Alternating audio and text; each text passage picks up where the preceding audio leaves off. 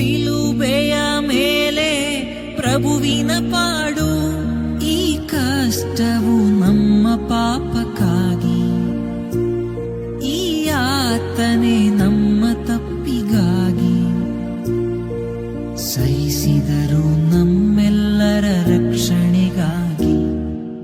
ಎಂಥ ಘೋರ ಮೌನವಿಂದು ಲೋಕದ ರಕ್ಷಕರು ಮಡಿದರು ಎಂದು.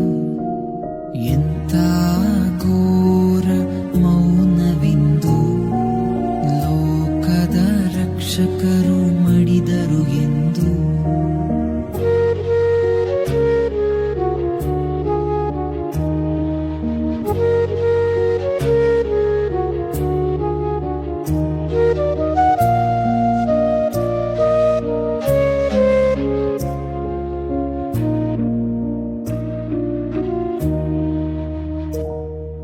ಕಡುಗೆಂಪು ವರ್ಣದ ವಸ್ತ್ರವ ತೊಟ್ಟು ಶಿರವಾಗಿ ನಿಂತರು ಅಪರಾಧಿಯಂತೆ.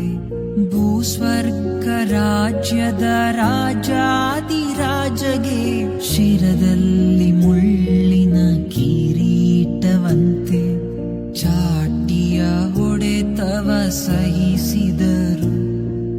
ರಕ್ತದ ಧಾರೆಯ ಎರೆದಿಹರು.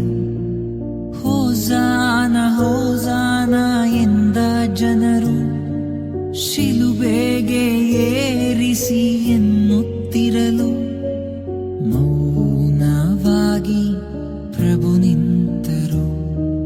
ಮನದಲ್ಲೇ ಬಹಳ ನೊಂದುಕೊಂಡರು. ಪ್ರಭುವೇ ಪ್ರಭುವೇ ಪ್ರಭುವೇ ಪ್ರಭುವೇ ಪ್ರಭುವೇ ಪ್ರಭುವೇ ಪ್ರಭುವೇ ಪ್ರಭುವೇ.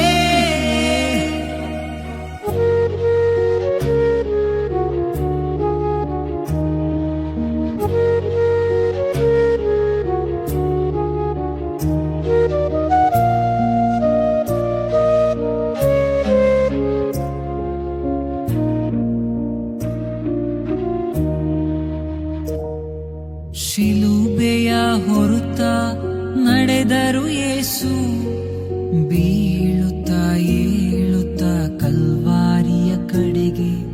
ತೊಟ್ಟಿಹ ಬಟ್ಟೆಗೆ ಚೀಟು ಹಾಕಲು ಬೆತ್ತಲೆಯಾಗಿ ನಿಂತರು ಕೊನೆಗೆ.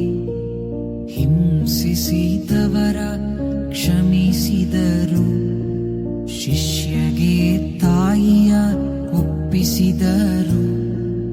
ದಾಹವೆಂದು ಹುಳಿರಸ ಕುಡಿದು ಎಲ್ಲವೂ ನೆರವೇರಿತು ಎಂದು ನುಡಿದು ಆತ್ಮವ ತಂದೆಗೆ ಒಪ್ಪಿಸಿದರು. ಶಿರಬಾಗಿ ತಮ್ಮ ಪ್ರಾಣ ತೆತ್ತರು. ಪ್ರಭುವೇ ಪ್ರಭುವೇ ಪ್ರಭುವೇ ಪ್ರಭುವೇ ಪ್ರಭುವೇ